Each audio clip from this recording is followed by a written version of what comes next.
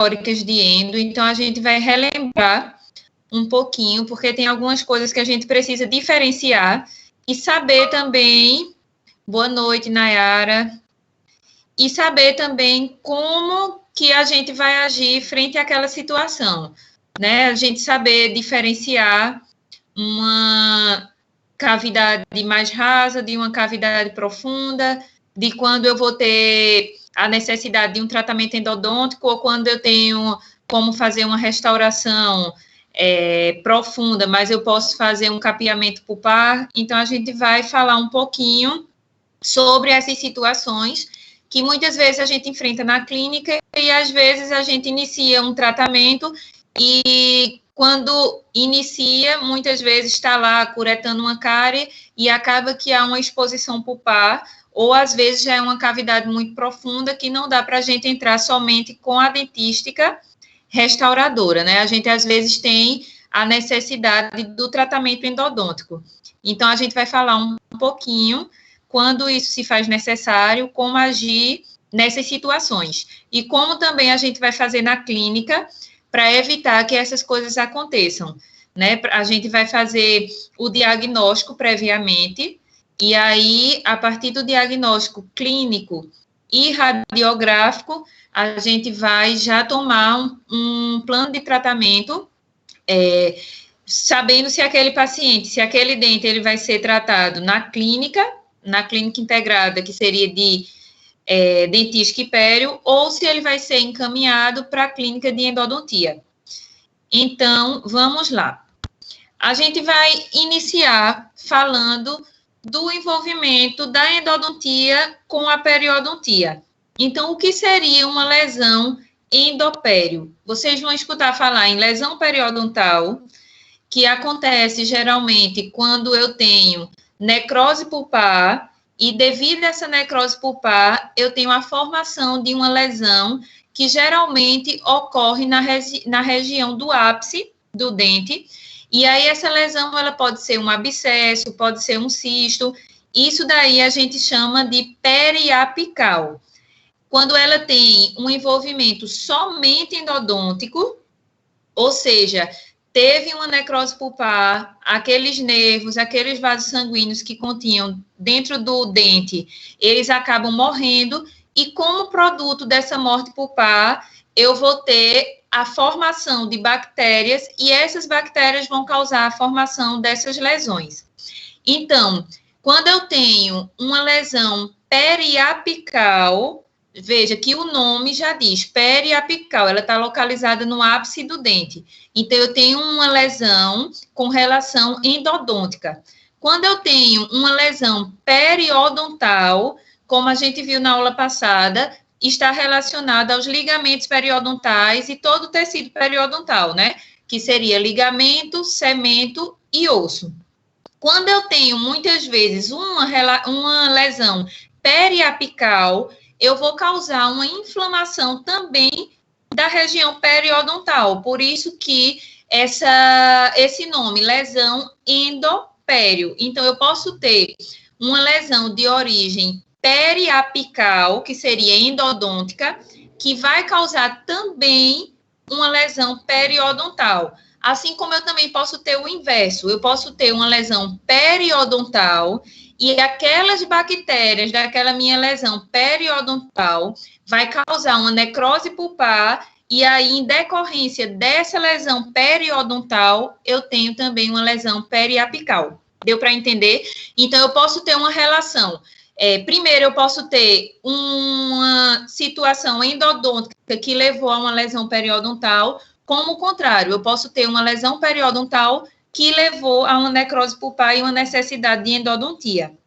Por exemplo, no caso de um trauma dentário, a gente não conversou que muitas vezes o trauma dentário, ele pode causar uma lesão periodontal. Pois bem, essa lesão periodontal, o dente, vamos supor que não tinha nenhuma restauração, não teria nenhum motivo, digamos assim, de se fazer um tratamento endodôntico. E aí, teve um trauma, e esse trauma, ele causou um problema periodontal, que aí criou ali uma colônia de bactérias, e essas bactérias emergiram para dentro do canal radicular, e esse canal radicular teve necrose pulpar. Então, muitas vezes, a gente tira uma radiografia e ali apresenta uma lesão e o dente não tem característica nenhuma de ter tido restauração. Muitas vezes ele não teria ou cárie profunda, uma justificativa plausível para necessitar de um tratamento endodôntico. Então, pode ser que aquele dente ele tenha sofrido trauma oclusal ou qualquer outro trauma externo e possa ter causado aquela situação. A gente vai ver algumas imagens, tanto de radiografias, que geralmente é o que a gente precisa para diagnosticar esses tipos de lesões. Por quê? Porque essas lesões, elas vão estar acometidas, geralmente, à raiz e ao osso, né?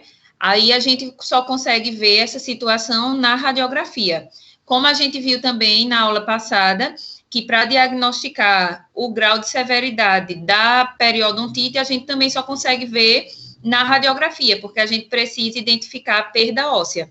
E osso a gente só consegue ver radiograficamente. Então, a lesão endopério seria uma condição destrutiva que envolve ambos os tecidos, tanto periodontal como pulpar. Então, ela pode ser aguda ou crônica. Lembrando novamente que na semana passada a gente falou sobre isso, aguda apresenta-se como uma situação onde a gente está tendo uma resposta naquele momento. Geralmente, ela vem acometida de dor. E crônica seria aquela lesão que está ali, o paciente nem sabe que ela existe, não sente dor e a gente só consegue diagnosticar por meio da radiografia. Aqui. Então, essas lesões, elas podem aparecer, primeiro de tudo, devido a cáries muito profundas que atingem a polpa e secundariamente afetam o periodonto. Como eu falei para vocês, tem uma cárie muito profunda, vai afetar a polpa dentária e isso daí vai causar uma necessidade de tratamento endodôntico. Se não tratado, eu vou ter necrose pulpar e essa necrose pulpar vai causar a presença de bactérias e essas bactérias vão causar destruição periodontal. Então, lesão que provavelmente iniciou nesse caso, se foi devido à cárie que atingiu a polpa, provavelmente iniciou com uma situação endodôntica, né? Teve a necessidade do tratamento endodôntico, se não foi realizado, causou uma necrose pulpar. Destruição periodontal, que secundariamente afeta o canal. Nesse caso daqui, foi o que eu falei anteriormente. Eu tenho o contrário.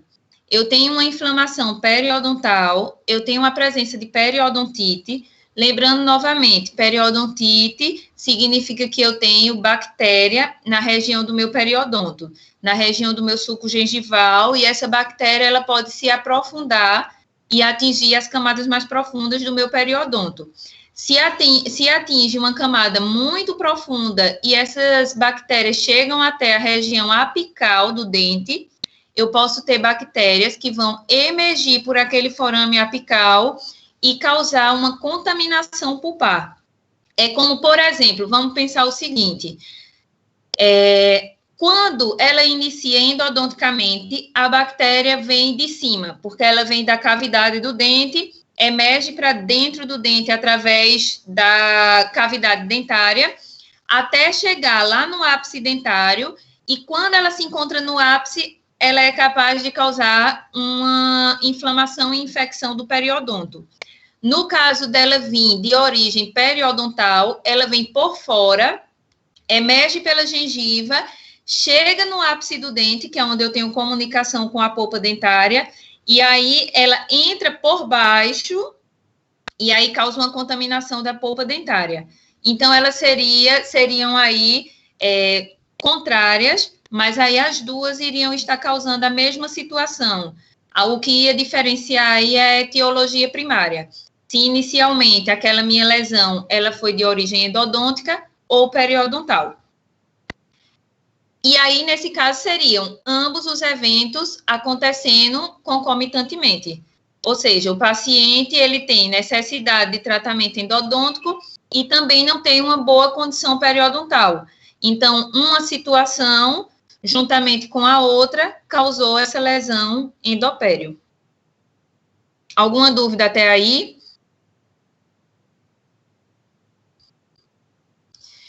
Então, vamos relembrar um pouquinho de cariologia. Então, a gente sabe que o dente, lembrando que quando a gente viu, quando vocês viram anatomia dentária, histologia dentária, a gente sabe que o dente, ele é formado por 3 partes, né? Por 3 camadas, isso olhando ele de fora para dentro. Eu tenho o esmalte dentário, que é a região de proteção não vascularizada. Tenho a dentina, que é a região que não é vascularizada, porém, ela possui os túbulos dentinários e, por isso, ela produz sensibilidade, né? Porque, como eu falei para vocês também, eu acredito que foi na outra aula, né? Há 15 dias atrás, esses túbulos dentinários, ele possui os fluidos no seu interior e aí a movimentação dos fluidos é que causa sensibilidade dentinária. Quando esses fluidos se movimentam, seja pela presença do doce, do quente, do frio, ele dá um estímulo nervoso na polpa, que é justamente aonde ficam localizados os vasos sanguíneos e as inervações, e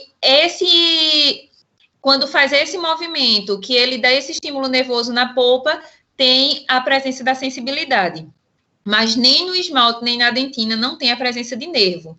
O que acontece na dentina é exatamente isso, a presença dos túbulos e, quando estimulado, causa essa movimentação desse fluido dentro dos túbulos, e esses fluidos é que chegam na polpa dentária e causam o estímulo doloroso. Então, eu tenho essas 3 estruturas, esmalte, dentina e a polpa, não é isso?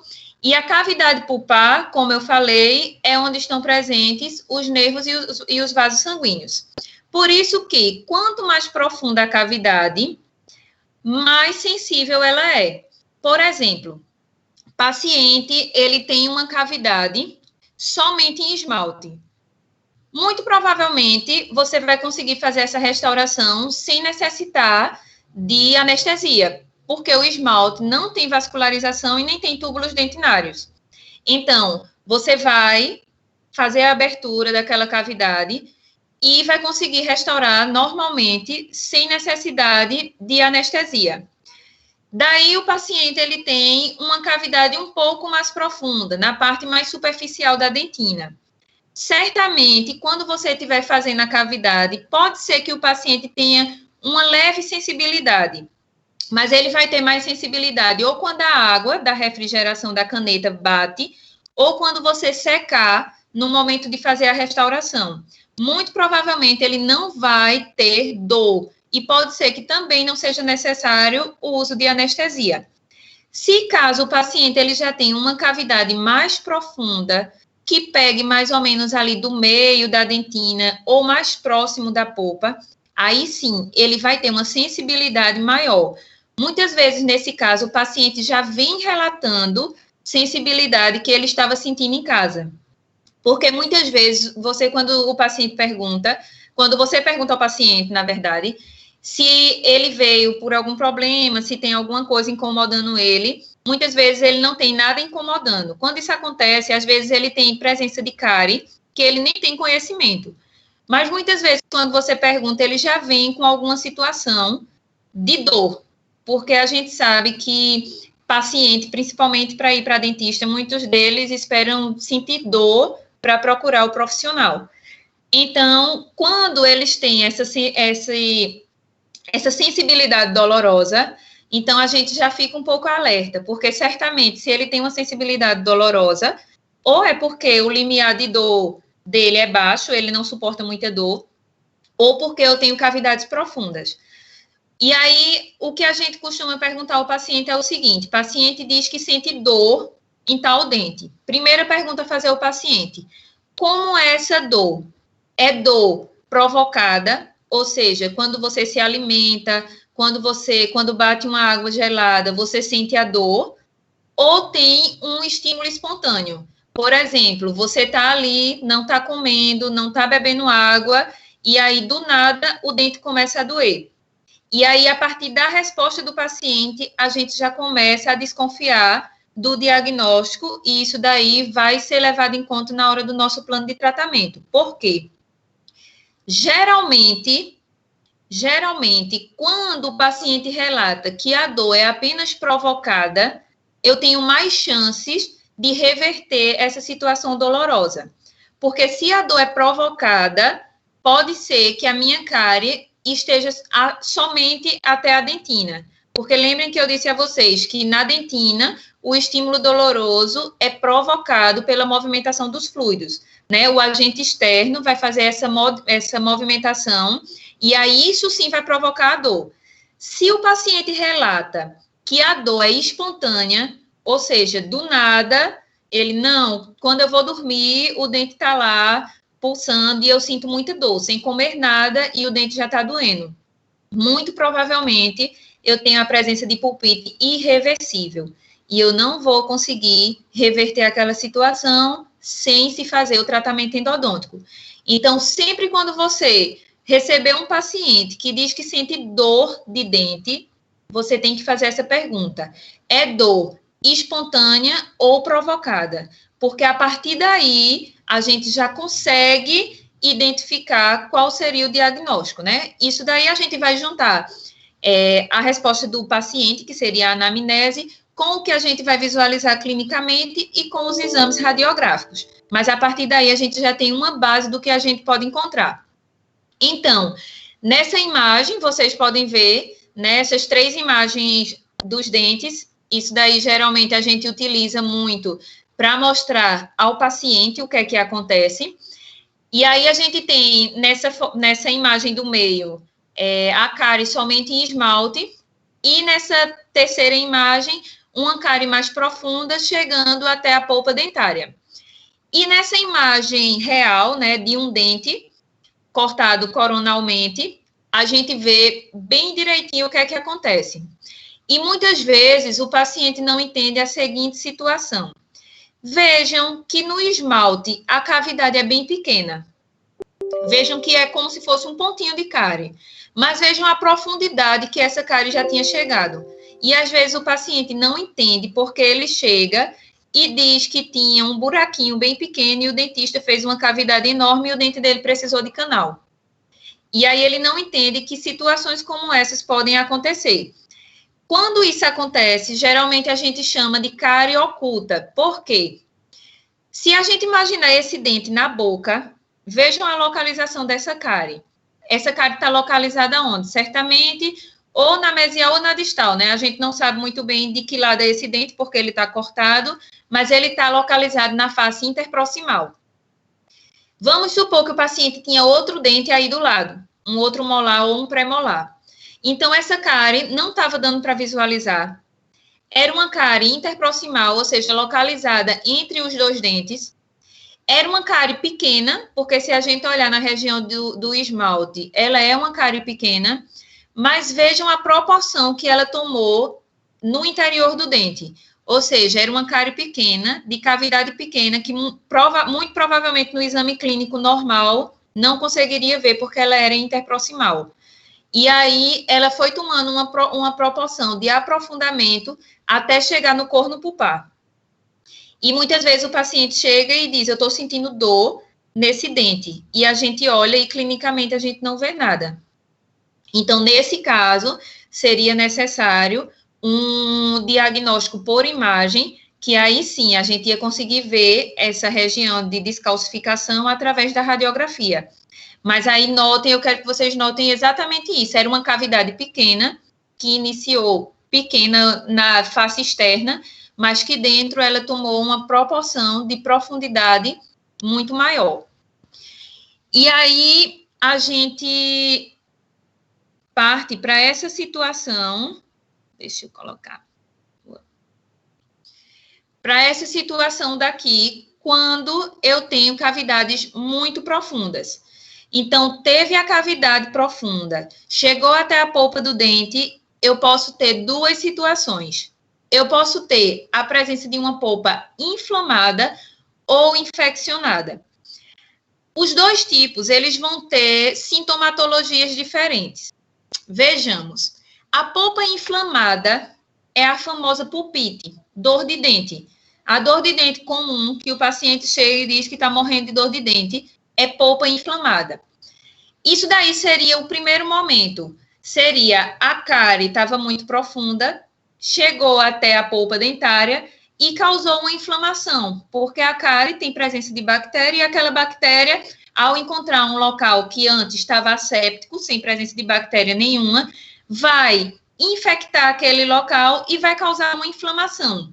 A princípio, eu tenho uma inflamação. Nesse momento que eu tenho inflamação, eu vou ter toda a sintomatologia de inflamação. Qual seria a sintomatologia de inflamação? Seria calor, ou seja, o paciente ele sente aquela região mais quente. Seria pulsação. Essa pulsação é que é a dor de dente, que vocês vão ouvir muito o paciente relatando que está com dor de dente, e ele diz assim, às vezes, à noite, quando eu me deito, parece que o dente está latejando, porque na inflamação tem a pulsação devido à maior vascularização local. Então, se eu tenho inflamação, eu tenho dor de dente. A dor de dente realmente, propriamente dita. Teve inflamação, chama-se de pulpite irreversível. Nesses casos, onde o paciente está com dor de dente, muito provavelmente já vai para o tratamento endodôntico. Raras são as vezes que o paciente tem dor de dente, a cavidade é muito profunda, mas não acometeu a polpa, e aí a gente consegue fazer um capeamento, que mais para frente eu vou lembrar a vocês o que é o capeamento, e reverter essa situação de inflamação. Mas se chegou na polpa, muito provavelmente vai para a endodontia. Por que eu digo muito provavelmente? Porque tem alguns dentistas, inclusive alguns autores, que acreditam no capeamento pulpar direto, que seria quando tem exposição de um pouquinho da polpa, muitas vezes do corno pulpar, que é aquela região onde a polpa ela tem uma proeminência maior e é a mais fácil de ser acessada, né? Seria a parte mais alta da polpa. E aí tem quem acredite que estava lá curetando a cavidade e expôs a polpa.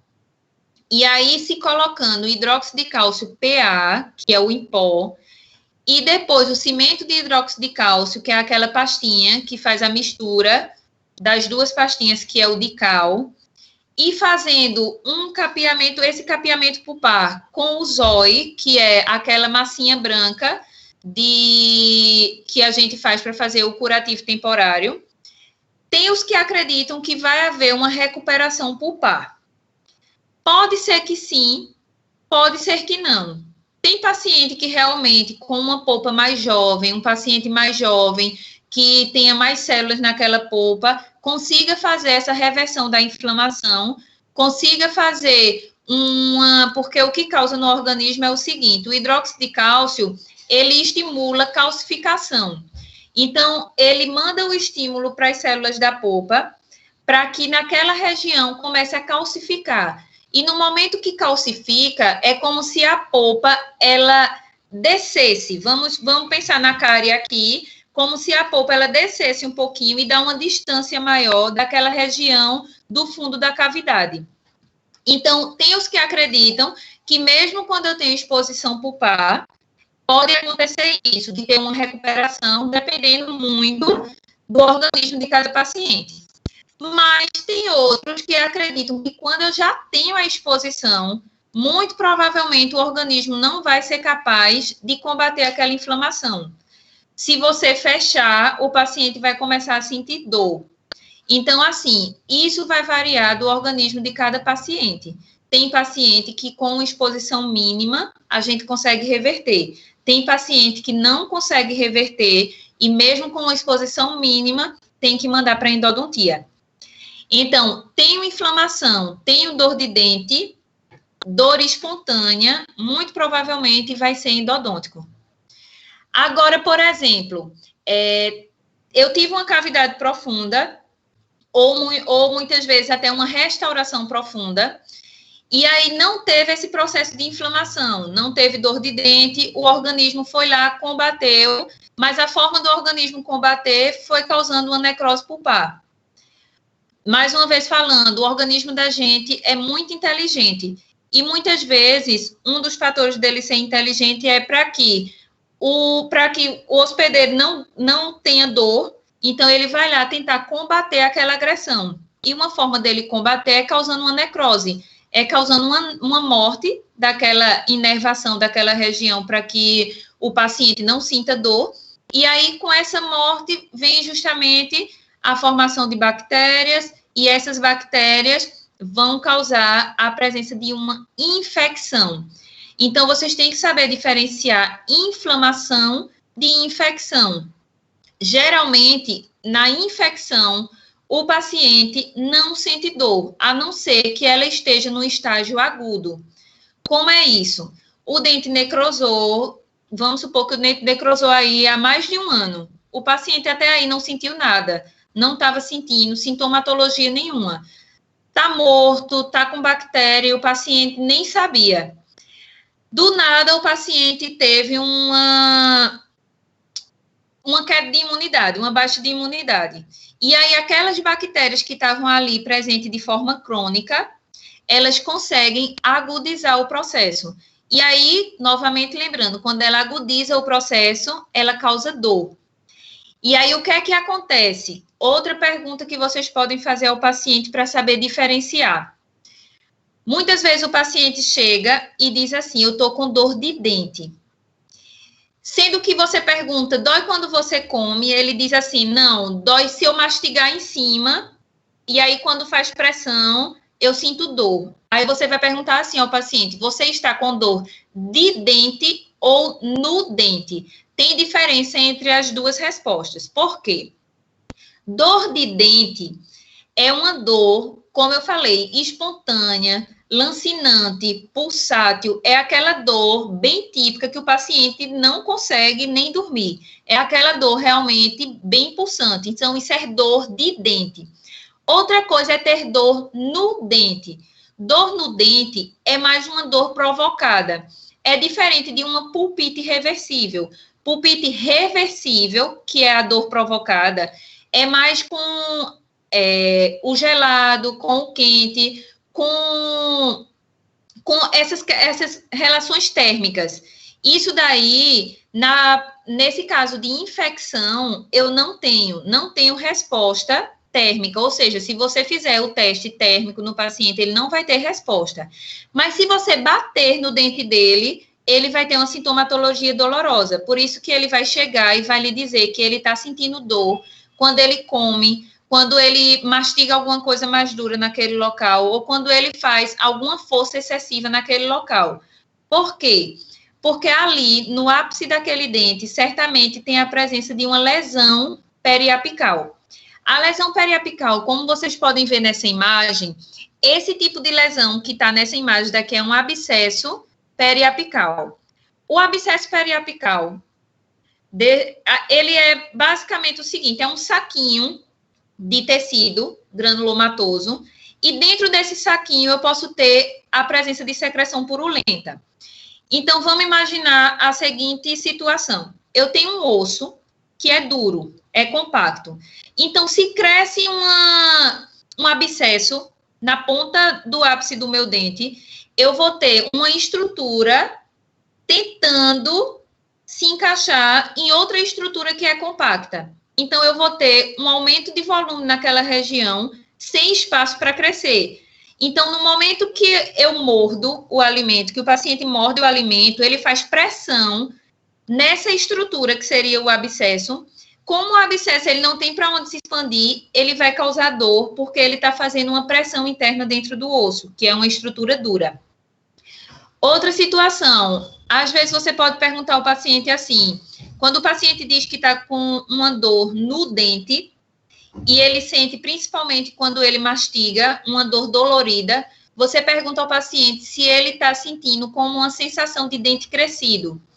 Por exemplo, quando você fecha a boca, você sente que esse dente encosta primeiro do que os demais? Se a resposta for sim, é porque certamente no ápice do dente tem a presença de alguma lesão, ou pelo menos o espessamento do ligamento periodontal. E aí, quando eu tenho um espessamento ou uma presença de lesão no ápice, é como se ele jogasse o dente um pouco mais para fora. E aí, como ele joga o dente um pouco mais para fora, quando o paciente fecha a boca, ele sente uma sensação de um desnível, como se aquele dente tivesse mais alto do que os outros e fosse o primeiro a encostar. E aí, isso também vai causar uma sintomatologia dolorosa, porque quando o paciente fecha, se ele tem um toque prematuro naquele dente, que está mais alto que os outros, então ele vai ter uma força maior naquele dente durante a oclusão, a mastigação, e isso vai causar também uma sintomatologia dolorosa. Então, vejam que são sintomatologias diferentes. Na polpa inflamada, eu tenho a famosa dor de dente. Eu tenho aquela dor lancinante, pulsátil. Na polpa infeccionada, eu tenho uma dor no dente. Agora, isso se eu tiver uma infecção crônica, né? Isso, se o paciente já chegar com a bochecha inchada, com a presença de fístula, com abscesso com pus, aí eu tenho outra situação, porque aí ele vai estar com uma dor, entendeu? Mas não vai ser também mais no dente, vai ser uma dor geral pela presença da secreção purulenta. Mas isso daí seria no caso dos abscessos agudos. Mais uma vez falando, agudo é quando a infecção, no momento, está causando toda essa mudança no organismo. E aí eu tenho aquela fase aguda de dor, no caso dos abscessos, de presença de pus, de inchaço, de edema facial, tudo isso está relacionado a essa fase aguda do abscesso. Mas, geralmente, o paciente, quando ele chega com dor, é com essa diferença, dor de dente para dor no dente. É um pouquinho confuso, mas, clinicamente, a gente consegue distinguir uma da outra, principalmente pelos relatos do paciente. Por isso que é tão importante a anamnese, né? A anamnese, saber direitinho do paciente o que ele está sentindo, o que está incomodando ele, como é que está incomodando ele, porque muitas vezes a gente não vê nada clinicamente e o paciente diz, mas me incomoda quando eu passo o fio dental, quando eu passo enganche, então muitas vezes pode ser presença de uma cárie interproximal, tá certo? Então a gente tem que levar em consideração tudo que o paciente fala, porque o nosso plano de tratamento vai ter que ser de acordo com o relato do paciente e com aquilo que a gente examinar clinicamente e radiograficamente.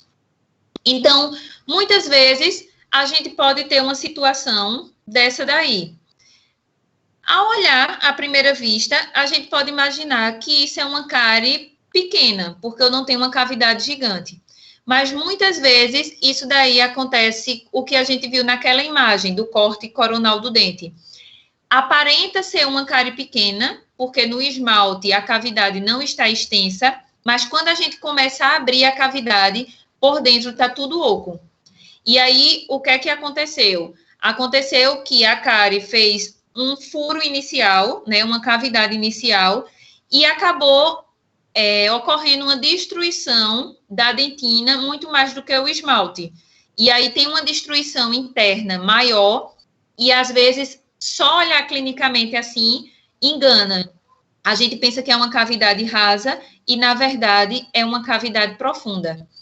Então, eu posso ter cavidades bem rasas, como, por exemplo, no primeiro premolar, vejam que é só uma cavidadezinha, olho de cobra, que a gente chama quando ela é assim, circular, somente nessa partezinha oclusal, no fundo da fossa. Posso ter uma cavidade média, como no segundo premolar, vejam que ele pega um pouquinho a distal e a oclusal. Posso ter uma cavidade mais profunda, feito nesse molar, nesse primeiro molar, uma cavidade mais profunda e mais extensa, que essa daí, no caso, é uma mesio-oclusal, pegando a mesial e a oclusal. E aí, notem que nesse molar, eu vejo a coloração diferente das duas dentinas. Eu vejo uma dentina mais esbranquiçada, bem na oclusal, na parte mais rasa, e uma dentina mais acastanhada, mais alaranjada, nessa partezinha mesial. Isso daí quer dizer que, Provavelmente essa cárie da mesial, por ela ser mais profunda, ela causou uma resposta do organismo. E o organismo calcificou mais essa dentina, ficou uma dentina mais dura. Isso também como uma forma de proteção. E aí ela muda essa coloração, porque ela é uma dentina mais calcificada. E aí a gente chama isso daí de dentina terciária, que é uma dentina que estava muito próxima, que estava próxima da cárie e muito próxima da polpa.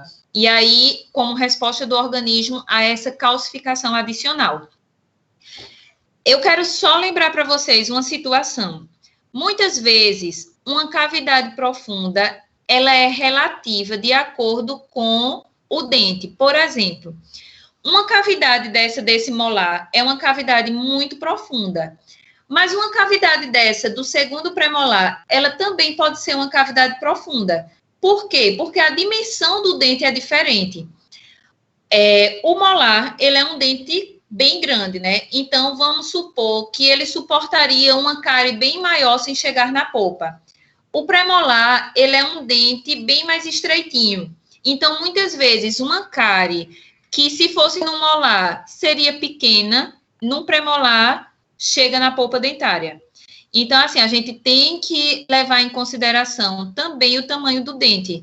Porque, muitas vezes, uma cárie que a gente acredita que fosse pequena pode chegar na polpa em um premolar e não chegar na polpa no molar, por conta da dimensão de dente, né? Ou seja, no molar teria muito mais estrutura para essa cárie acometer do que em um pré. Então, a gente vale salientar, por exemplo, em um incisivo inferior, se for uma cárie grande no incisivo inferior, no instante pode chegar na polpa, né? Por conta da espessura do dente, o sentido dele mesiodistal, por ele ser estreitinho, uma cárie que muitas vezes nem é grande, pelo menos clinicamente olhando, ou às vezes para o paciente, né? Porque o paciente é muito visual, como ele não entende essa questão das camadas, da polpa e tudo mais, ele é muito visual. Ele chega lá e sabe o tamanho da cavidade, se o buraco estava grande ou pequeno. E aí a gente tem que saber explicar isso a ele. Explicar, não, era uma cavidade pequena, mas por dentro ela já tinha tomado conta do seu dente, e aí chegou numa estrutura do seu dente que, quando essa estrutura é exposta, não tem mais como somente restaurar, senão você vai sentir dor. Então, precisa fazer um canal, que é remover essa inervação e esses vasos sanguíneos para que você não sinta mais sintomatologia dolorosa. Então, como é que eu vou saber se minha cavidade, que eu olho clinicamente, ela é profunda ou não? Eu posso lançar mão dos achados radiográficos. Na radiografia, eu vou conseguir ver a dimensão dessa cárie. E muitas vezes a cárie é ainda maior do que o que ela aparenta na radiografia. Por quê? Porque na radiografia, eu só consigo fazer essa distinção de radiolúcido e radiopaco quando eu tenho um grau de desmineralização grande. Vocês lembrem que radiolúcido é a imagem que se apresenta escura na radiografia. E radiopaco, a imagem que se apresenta branca. Quanto mais radiopaco, quanto mais calcificado for, mais branco vai ser. Quanto mais radiolúcido for, significa que ali eu não tenho calcificação, então mais escuro vai ser. Então, como é que a gente vê uma cárie na radiografia? Notem nessas duas imagens que na imagem à esquerda, provavelmente eu posso ter uma situação feita aquela daquele dente que eu mostrei a vocês. Uma situação de uma cárie interproximal. Porque vejam a continuidade da face oclusal do dente. Então, a gente consegue ver branquinho na face oclusal dele e como uma entradinha lateral mais radiolúcido. E aí, notem que vê esse manchamento meio escurozinho dentro. Não confundam o manchamento da cárie com a polpa dentária, né? A polpa dentária são essas cavidades mais escuras que tem em todos os dentes, que são a câmara pulpar e os canais radiculares. A cárie seria esse sombreamento escuro bem na proximal do dente, entre um molar e outro. Então, nesses casos, onde está mais radiolúcido, significa que teve mais destruição, mais desmineralização. Muitas vezes, nessa área mais próxima da polpa, pode já ter comunicação pulpar, e na radiografia não mostra tanto, porque ali, vamos supor que seja uma cárie mais nova, não desmineralizou a ponto de se mostrar tão radiolúcida, entenderam? Nessa outra imagem à direita, veja que já dá para ver que tem uma destruição maior dentária. Então, provavelmente isso daí, clinicamente, eu consigo ver melhor também, porque já tem uma desintegração da face oclusal. E isso daí, clinicamente, a gente consegue ver. O paciente abriu a boca, a gente consegue ver aquela cavidade. Já na primeira imagem, da esquerda, muito dificilmente você vai conseguir ver, porque essa lesão daí, cariosa, ela inicia pela interproximal. E aí, se for os dentes muito juntinhos, às vezes você não consegue ver e só conseguiria ver nessa situação, né, com a radiografia periapical. E aqui eu tenho também, por meio de radiografia, a visualização de uma lesão, e aí a lesão, tanto periodontal quanto periapical, ela vai se mostrar dessa forma. O que é que acontece? Vocês lembram que eu falei que quando o paciente ele tem periodontia, ele tem perda óssea e as cristas ósseas, elas vão diminuindo, vão ficando mais horizontais. Notem que nesses 2 molares, inclusive um, que é o da direita, tem a presença de tratamento endodôntico, que aí a gente vê o tratamento endodôntico na radiografia com essa imagem bem radiopaca, bem branquinha, preenchendo os canais radiculares.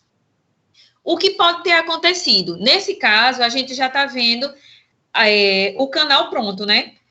Mas pode ter acontecido que esse dente passou tempo sem ser tratado e tinha uma necrose pulpar, e essa necrose pulpar causou essa reabsorção, e isso causou uma destruição dos tecidos periodontais, que seria o osso alveolar, ligamento periodontal e cemento.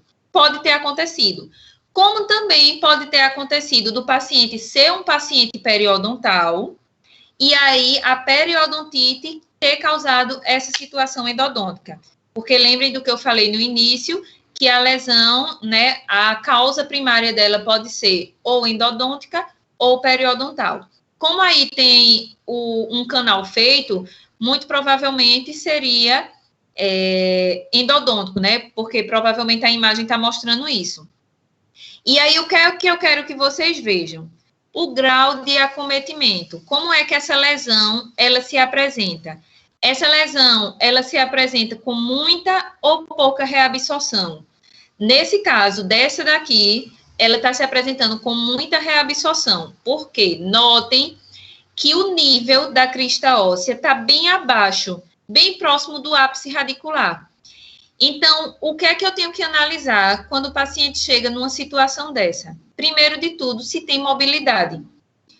Por quê? Porque muitas vezes o paciente tem uma perda óssea grande, mas não tem mobilidade dentária. Às vezes também essa mobilidade é pouca. Então, primeiro de tudo, eu vou saber se o paciente, vou fazer lá o testezinho, vou balançar lá o dentinho para ver se eu tenho presença de mobilidade.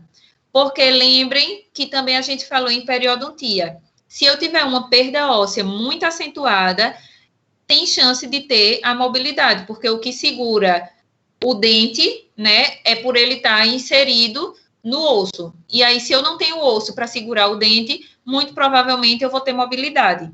Mas tem pacientes que não têm mobilidade. E aí, se o paciente não tem mobilidade, vale a pena se fazer a tentativa de recuperação. Primeiro de tudo, tem uma lesão dessa. Notem que o segundo molar, ele não está com o tratamento endodôntico. Então, primeira coisa, o que é que iria ser feito?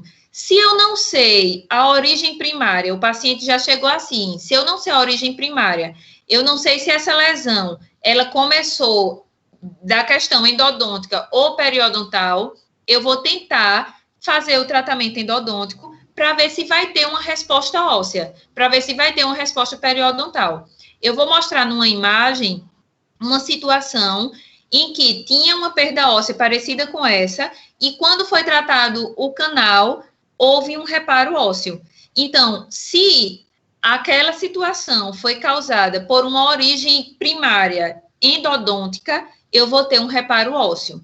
Se aquela lesão ela foi causada por origem primária periodontal, então eu tenho que fazer o tratamento periodontal.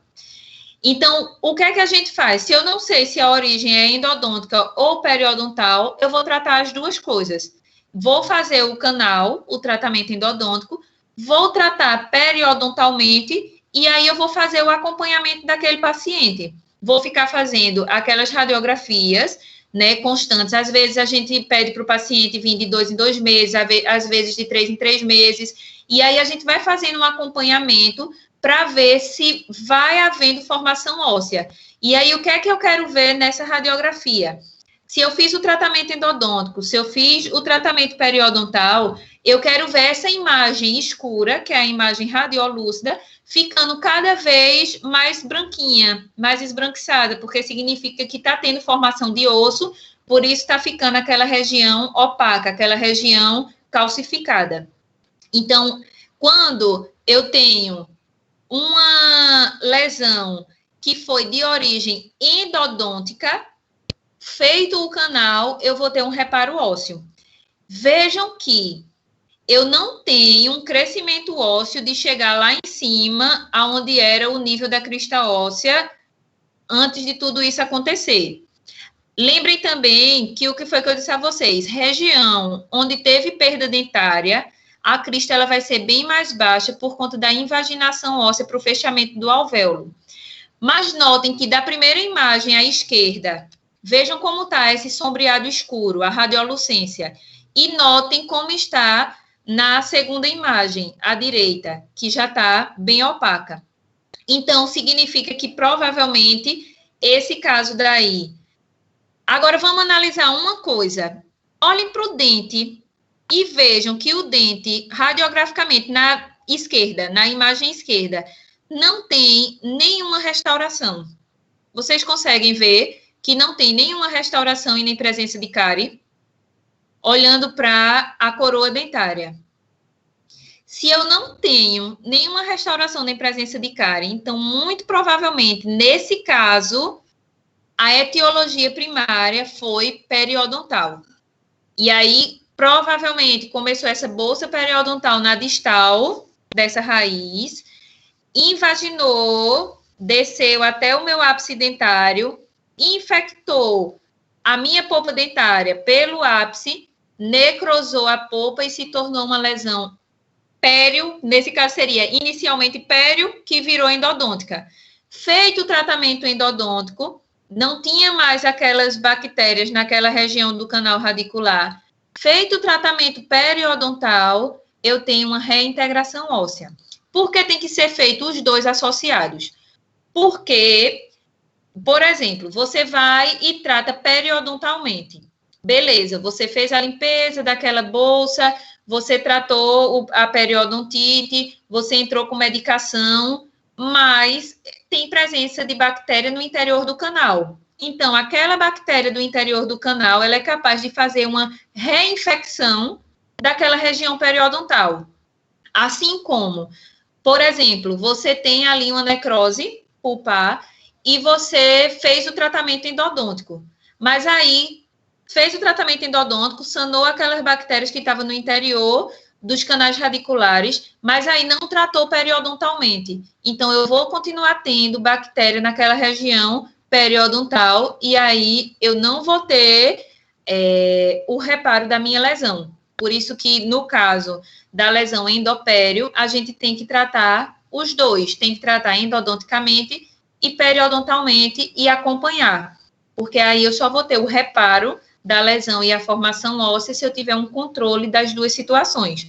Porque eu preciso que não tenha bactéria para que o meu osso consiga fazer o reparo. Alguma dúvida até aí, gente? Se estiver falando muito rápido, vocês digam. Se não estiverem entendendo, se quiserem que repita alguma parte. Agora, uma coisa que a gente tem que levar em consideração.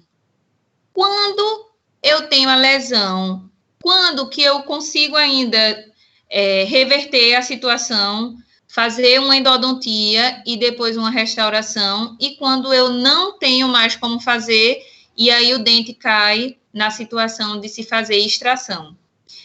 Vejam que na primeira imagem, né, que seria a da esquerda, superior esquerda, eu tenho uma cavidade super profunda, que nesse caso daí já chegou totalmente na câmara pulpar. Vocês conseguem notar isso radiograficamente? Eu quero que vocês consigam entender na radiografia, porque entendendo na radiografia a gente já consegue fazer, não precisa nem o paciente estar sentado. Entendendo na radiografia, a gente faz todo o planejamento. E aí a gente, trazendo o diagnóstico radiográfico, a gente vai verificar clinicamente na boca do paciente e fazer o nosso planejamento, levando em consideração o que foi feito na anamnese. Então, essa imagem superior esquerda, vocês notem que tem uma cavidade muito grande, uma lesão cariosa muito profunda, que já chegou na câmara pulpar. E aí vocês conseguem ver. Vejam que no ápice da raiz, lá na pontinha das duas raízes desse molar, tem esse sombreado escuro. Então, isso me diz que naquela região eu tenho uma lesão periapical. Muito certamente esse dente não tem mais sintomatologia dolorosa. Por quê? Lembram da imagem que a gente viu? Quando tem lesão periapical, é infecção. E infecção já teve necrose pulpar. Então, o paciente não sente mais dor de dente. Pode ser que ele sinta dor no dente devido a essa região tá com esse tecido granulomatoso, né? Que pode ser um abscesso ou um cisto periapical. Mas aí o paciente não sente mais sintomatologia. Tá ali, ó, tá limpando, tá tirando essa cárie, abrindo mais a cavidade, o paciente não tá sentindo dor nenhuma, porque ali não tem mais inervação, tá certo?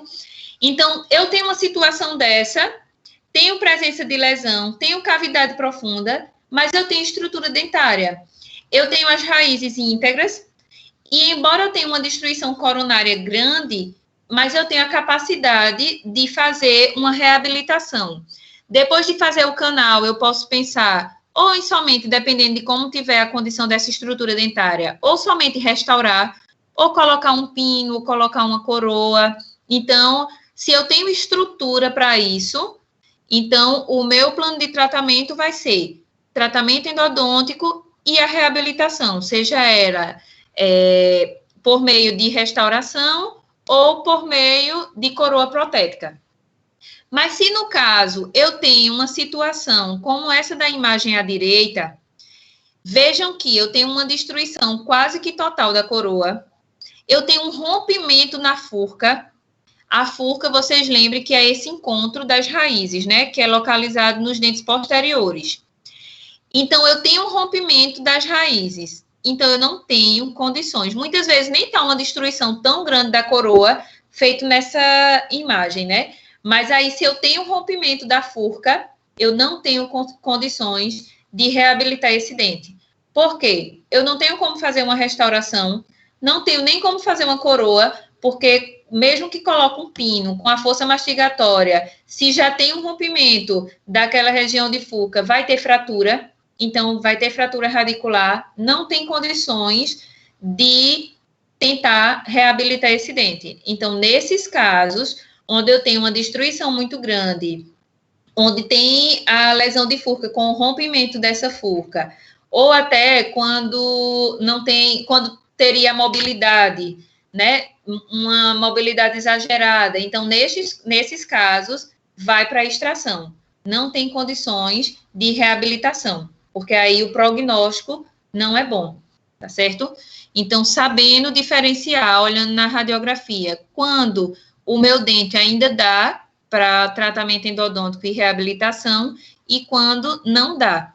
Então, lembrando, eu poderia ter aqui uma estrutura maior, uma estrutura da coroa dentária mais íntegra, mas se tiver esse rompimento na lesão de furca, não tem condições de reabilitação.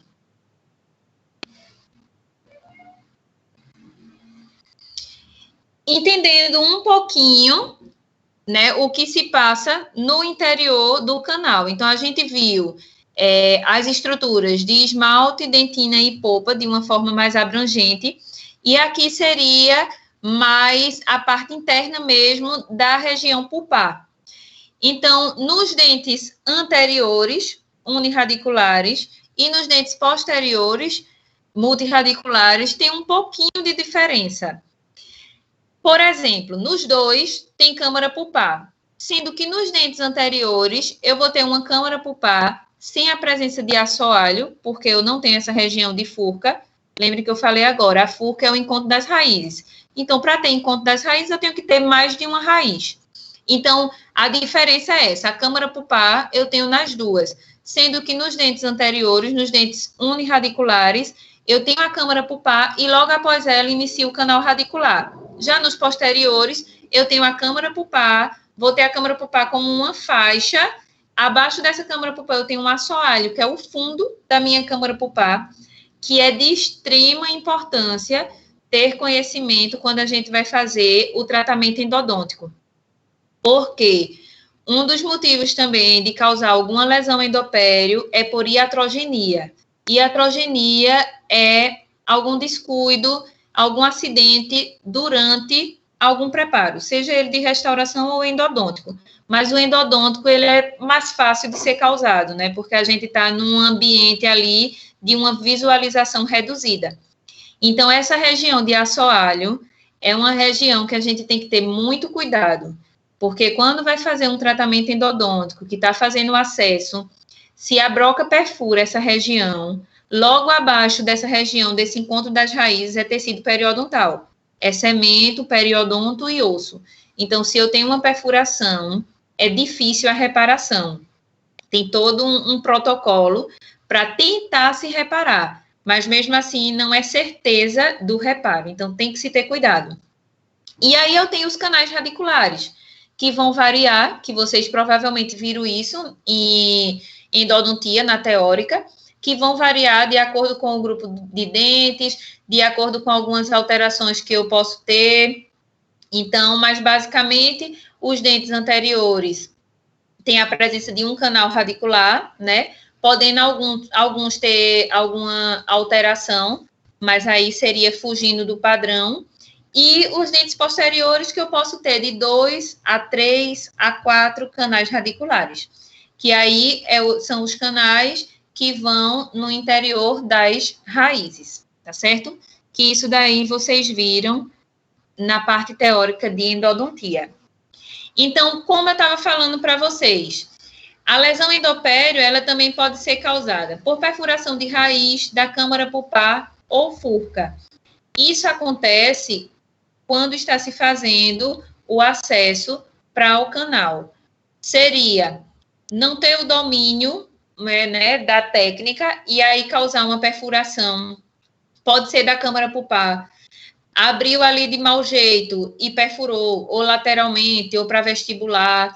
Pode ser uma perfuração da furca, que é essa região do assoalho que eu falei para vocês. A broca passou demais, chegou ali naquele assoalho, naquele fundo da câmara pulpar e perfurou. E aí eu vou causar uma agressão ao ligamento periodontal e causar uma lesão endopério.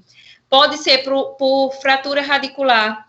Muitas vezes também pode-se ter uma trincazinha ou o paciente teve algum acidente que causou uma fratura naquela região e aí, com a própria mastigação, aquilo vai traumatizando e causa uma inflamação do ligamento periodontal. E isso causa uma lesão endopério. Pode ser por reabsorção radicular externa, como nessa imagem da radiografia. A reabsorção externa, ela é um tipo assim de reabsorção que muitas vezes a gente não tem uma causa identificada. Ela pode ser por diversos fatores. Ela pode ser por presença de bactéria. Ela pode ser por tratamento ortodôntico. Ela pode ser por trauma. Então, assim, não tem um fator realmente que a gente possa identificar. Nessa imagem daí, eu só diria que não foi por tratamento ortodôntico, porque eu vejo as raízes dos outros dentes e eu sei identificar que esses dentes não passaram por tratamento ortodôntico, porque não teve arredondamento da raiz. Mas pode ter sido por qualquer outro desses fatores que eu mencionei. Necrose pulpar drenando pelo periodonto. Essa imagem inferior à esquerda, onde vocês veem essa fístula, esse abscesso gengival. Isso daí ocorre porque nesse dente vocês conseguem ver um premolar que está com um curativo. Esse premolar que está com esse curativo, certamente ele tem uma abertura endodôntica e fizeram esse curativo porque esse dente já foi feito um acesso. E aí o que é que acontece? Lembram novamente que naquele caso onde eu mostrei aquela imagem que tinha uma infecção, tem o abscesso, que eu falei para vocês que esse abscesso, ele pode estar ali crônico, passar muito tempo, muitos anos, e não ter agudização, mas também ele pode passar por um processo agudo, e esse processo agudo pode causar a formação de uma fístula. Quando isso ocorre, é como se dentro do osso fosse feito um caminho de reabsorção, como se fosse feito um caminho mesmo de reabsorção, abrir um caminho no osso até perfurar a gengiva. E aí faz essa formação de fístula. Por isso que diz que drenando pelo periodonto, porque lembrem que a gengiva faz parte do periodonto também. E aí eu tenho uma perfuração que é feita, isso vai do próprio organismo, tá, gente? Essa perfuração é como um caminho e esse pus ele consegue drenar. E o paciente ele chega assim, com uma fístula. Geralmente, nesses casos, o paciente não tem dor. Por quê? Porque o pus, ele achou um caminho por onde sair. Quando não tem a formação de fístula, quando não cria essa bolinha de pus, o que pode acontecer é, tem pus no ápice radicular. Esse pus, ele não tem por onde sair, não tem por onde drenar, e aí ele se dissemina. E aí, no momento que ele se dissemina, sem ter para onde sair, ele vai criar o inchaço, o edema. E aí, eu não sei se vocês já tiveram contato com alguém, com pacientes eu sei que não, mas com alguém que possa ter tido essa situação, com o rosto inchado. E isso, quando acontece, é porque tem infecção. Não é inflamação, é infecção. E porque também vocês têm que saber isso. Gente, sempre quando tem pus, é infecção, não é inflamação. Então, não adianta. Tem paciente que chega com o rosto desse tamanho e diz, não está passando, eu tomei nimesulida e não está passando. Nimesulida é anti-inflamatório. Quem trata infecção é antibiótico. Anti-inflamatório trata inflamação, tá certo? Então, saber diferenciar também por conta disso. Porque no momento que você sabe diferenciar o diagnóstico, você vai saber introduzir o plano de tratamento e, consequentemente, até a questão da terapêutica medicamentosa. Porque não adianta, anti-inflamatório não vai sanar um problema de infecção. Infecção tem bactéria, muitas vezes tem secreção purulenta, e isso daí é um grau de bactéria além do que o anti-inflamatório pode fazer efeito. Teve infecção, é antibiótico. Inflamação, anti-inflamatório. Então, saber diferenciar, porque às vezes o paciente chega, porque o paciente ele toma nimesulida para tudo.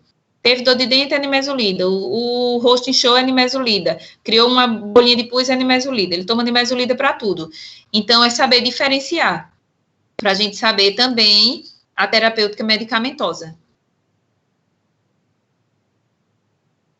Tá aqui. Então, fatores de risco para acontecer essas lesões endopério. Uma periodontite avançada, como aquela imagem, né, que eu mostrei para vocês, aquela que foi tratado o canal e teve o reparo ósseo. O que tinha ali? Tinha uma periodontite avançada, né, aquela distal toda destruída, provavelmente com uma bolsa periodontal gigante, né, aquela bactéria que fez aquela bolsa periodontal que chegou no ápice apical e causou toda essa destruição.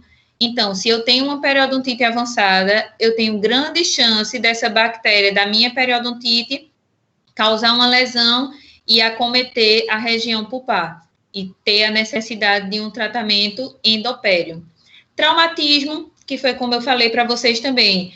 O traumatismo, ele é aquela situação, teve o trauma e aí muitas vezes o ligamento causa aquela inflamação e aquela inflamação vai causar uma necrose. Ou pode ser Pelo contrário, lembra também quando a gente falou de clareamento, que a gente também deu uma pequena revisada de endo, quando a gente falou em clareamento interno, que eu falei que muitas vezes o paciente que levou trauma tem uma necrose pulpar como resposta do organismo, e aí por isso que o dente escurece.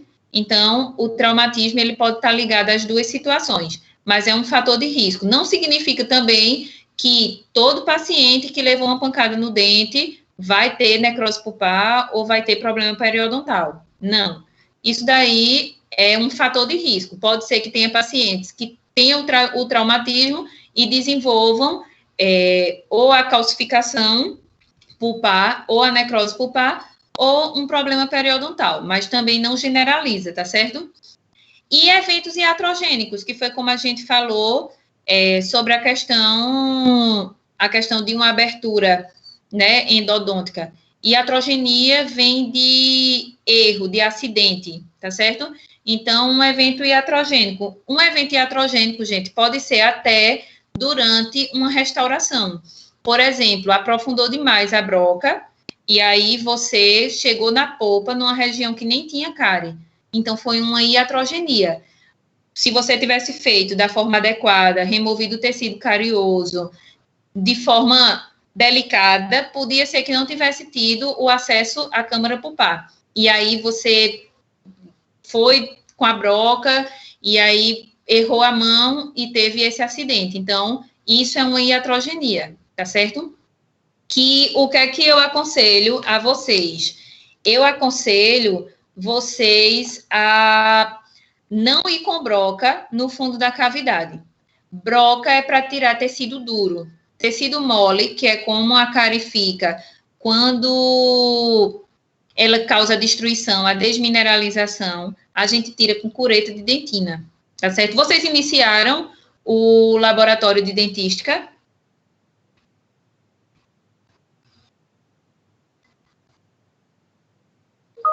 Não? O de pério vocês já estão terminando, né?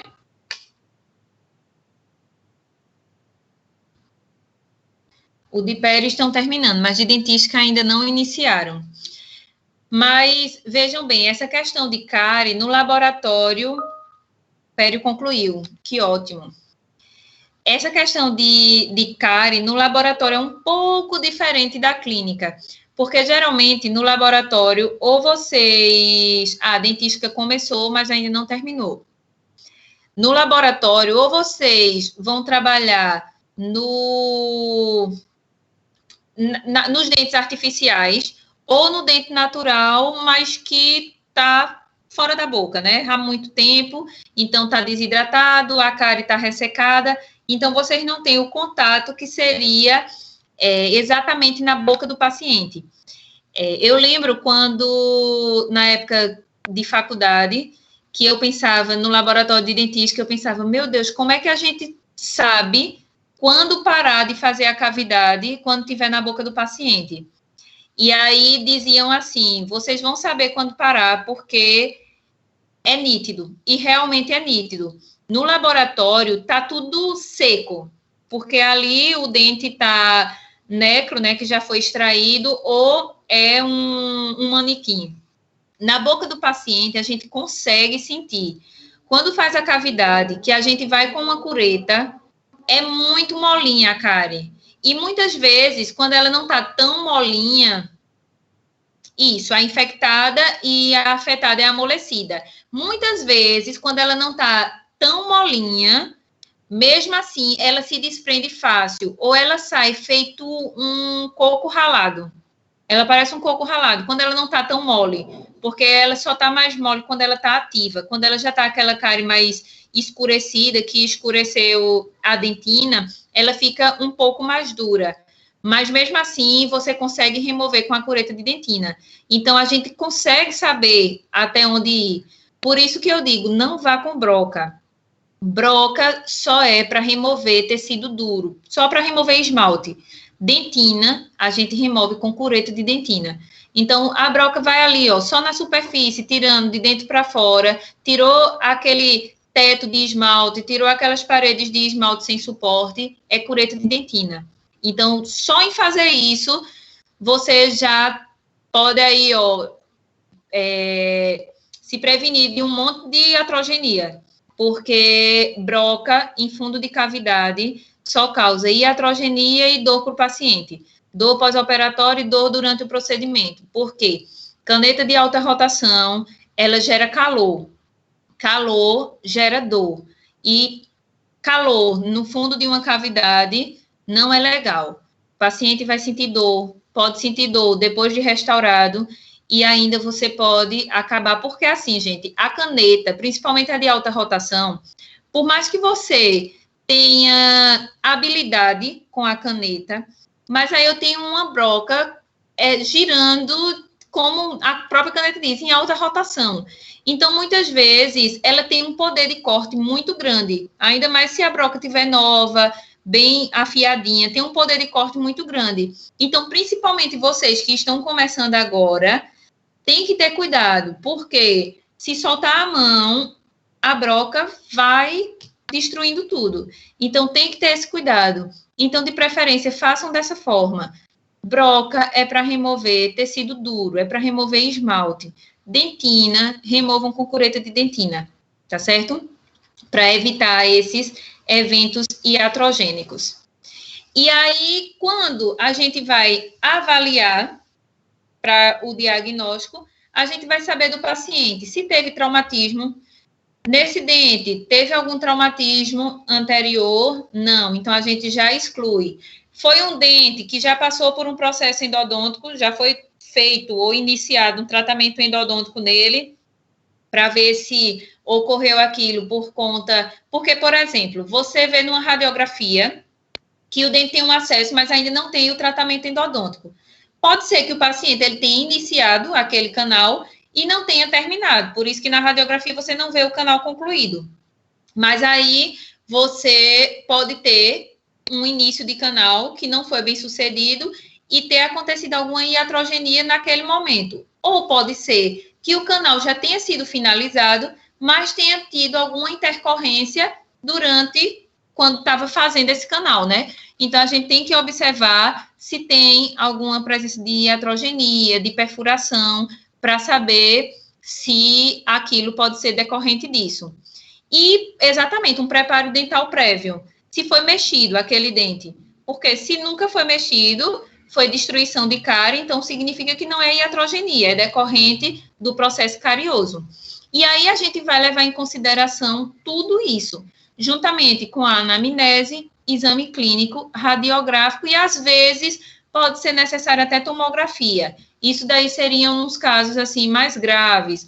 Teria em casos para a gente procurar se tem fratura radicular, se tem alguma perfuração radicular, tá certo? Porque, vamos supor, eu tenho um dente com tratamento endodôntico e tenho a permanência daquela lesão. Então, por que ela está permanecendo? Será que o canal não foi bem tratado? Será que teve alguma iatrogenia durante o tratamento do canal? Será que teve alguma perfuração que eu não consigo ver somente com a radiografia? Então, às vezes, a gente lança a mão da tomografia para ver essas situações onde eu observo que tem uma permanência da lesão, mesmo depois de tratado, e aí, para saber por que ela está permanecendo, tá certo? Então, seria para visualizar uma situação que eu não consiga enxergar somente com a radiografia. Mas, basicamente, a radiografia, ela já dá uma visão bem legal. Só em alguns casos, realmente, é que a gente precisa lançar mão de tomografia. Então, por que é importante isso? Porque na clínica, o que é que a gente vai fazer? Recebeu o paciente, eu, inclusive, comentei com vocês a respeito dessa questão da radiografia, pelo fato da situação como a gente se encontra, né? Então, recebeu o paciente, a gente vai fazer a anamnese, o exame clínico, preenchimento das fichas, e aí a gente vai fazer a solicitação radiográfica. Lembra que eu disse a vocês que por conta da questão de para não ficar todo mundo fazendo uma ficha completa do paciente na mesma sala, usando a mesma câmara escura, a gente vai solicitar uma panorâmica dos pacientes. E aí a gente vai analisar aquela radiografia. Se a gente vê que tem cavidades mais profundas, que a gente notou na panorâmica e que não está conseguindo visualizar realmente, Aí, só daqueles dentes onde a gente notou a cavidade mais profunda, a gente faz uma radiografia periapical. Porque lembrem que quando vocês virem em radiologia, a panorâmica, ela nos dá uma visão geral, mas sem muito detalhamento, né? Tem uma visão geral das arcadas superiores, superior e inferior, mas eu não consigo ter um detalhamento das estruturas. Que quando eu quero esse detalhamento, eu vou para a radiografia periapical, e quando eu quero um detalhamento de cárie, de profundidade de cavidade, eu vou para a radiografia interproximal, tá certo? Então, cárie muito profunda ou alguma cárie interproximal que na panorâmica a gente não consegue definir bem, não consegue visualizar tão nitidamente, a gente vai para a radiografia periapical. Aí a gente pode fazer ou a periapical ou a interproximal, vai depender do que a gente queira visualizar. Por exemplo, também fez a panorâmica e a gente visualizou presença de lesão, né? Lesão endopério. E aí a gente vai ver se aquele dente tem algum problema periodontal nele ou se é somente lesão periapical. E aí a gente também pode fazer uma radiografia periapical, porque a gente já pode aproveitar esse paciente para levar para a clínica de endodontia, tá certo? Mas aí a gente vai precisar de radiografia de todos os pacientes para que a gente possa fazer esse plano de tratamento bem detalhado, né? Porque lembre que a radiografia vai servir tanto para a gente saber se ele tem algum acometimento periodontal, como para analisar todas as situações de cáries e de tudo mais, tá certo? Então, o que eu queria falar com vocês hoje era sobre isso. Alguém tem alguma dúvida? Se tiverem dúvidas, podem falar.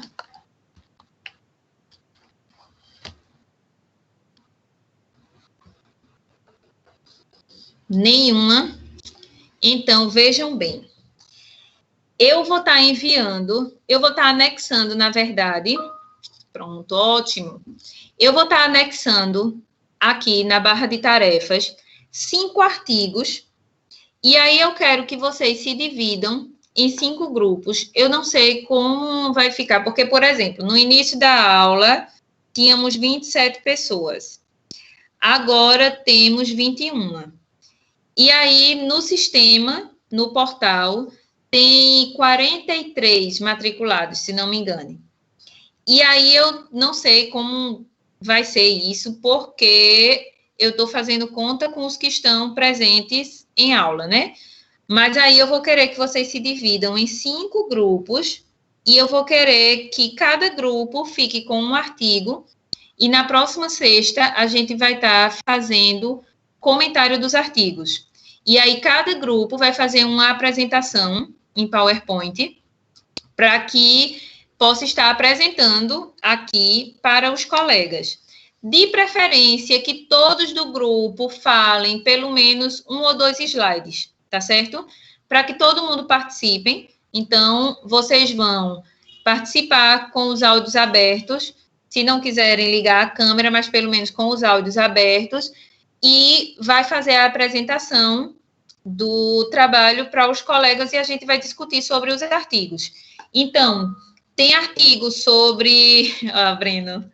Tem artigo sobre cárie dentária, tem artigo sobre odontologia minimamente invasiva, sobre restaurações minimamente invasivas, artigo sobre a inter-relação entre oclusão e dentística, sobre a classificação nova das doenças periodontais e sobre as lesões endopério, que foi o que falamos sobre o que falamos hoje. Então, eu vou estar anexando os artigos e eu quero que vocês se dividam no grupo, entre vocês, em 5 grupos. E aí, quando for durante a semana que vocês se dividirem, aí a líder vai me mandar a relação dos grupos, qual grupo que ficou com cada tema, vocês façam o sorteio entre vocês. E aí, na próxima sexta, a gente vai estar fazendo esse seminário, tá certo? E aí, certamente, daqui para sexta-feira, eu comento quanto esse seminário vai valer da nossa AV1, tá certo? Mas aí pode ser que o seminário vai valer 2 e a AV1 8, a gente vai ver o que vai fazer. Oi, Daíse? Não, quem é que está falando? Oi, tá me ouvindo? Agora sim. Pode falar. Não estou ouvindo agora.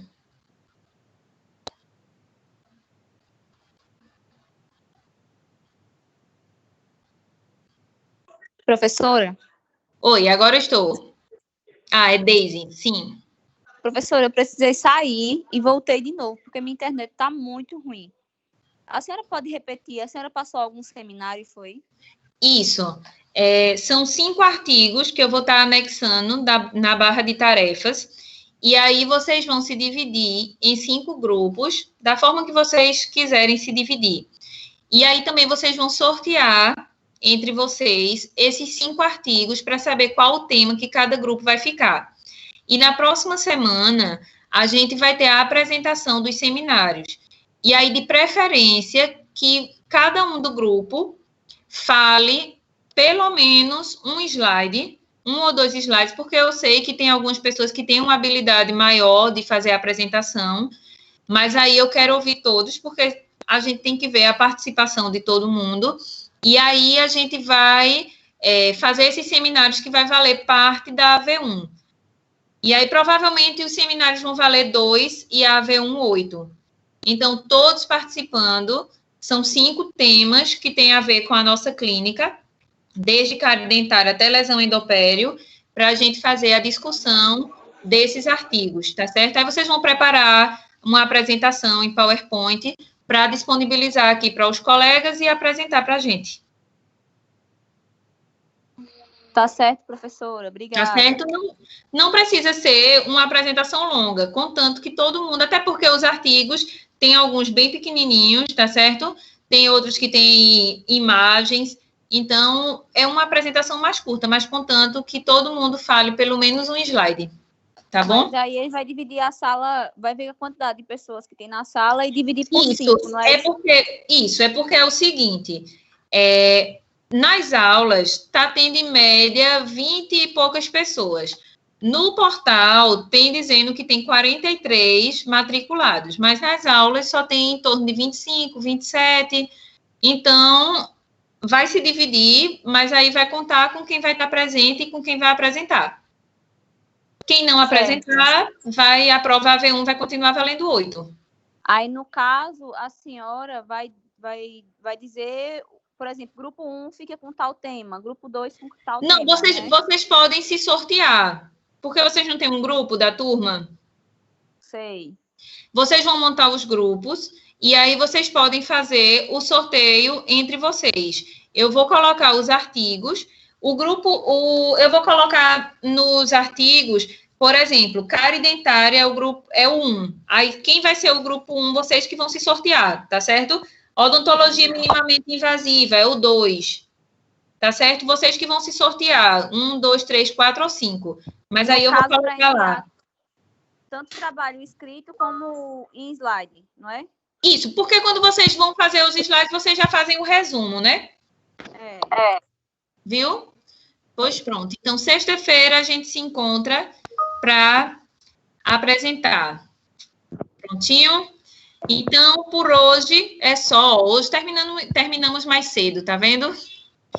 Então, por hoje é só. E aí, sexta-feira, todo mundo apresentando, tá certo? Lembrem que é parte da nota da AV2, não é extra, é parte. Então, quem não apresentar, a AV1, quer dizer, vai continuar valendo só 8, tá? Porque essa atividade é parte da nota. Então, eu vou estar colocando, agora mesmo, eu vou colocar na barra de tarefas os artigos, tá certo? Para que vocês possam... a clínica, professora, não vai valer pontuação, não?